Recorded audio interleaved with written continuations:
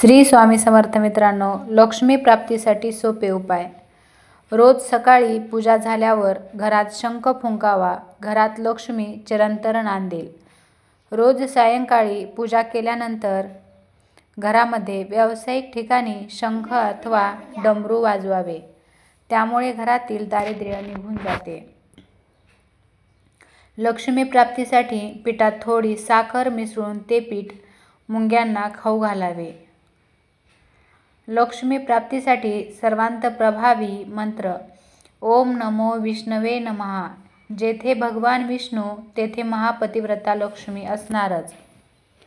मळकट कपडे घालणे, दात स्वच्छ न घासणे, जास्त जेवणे, कठोर बोलणे आणि सूर्योदयी अथवा सूर्यास्तासमयी झोपणे हे सर्व दारिद्र्याचे लक्षण आहेत।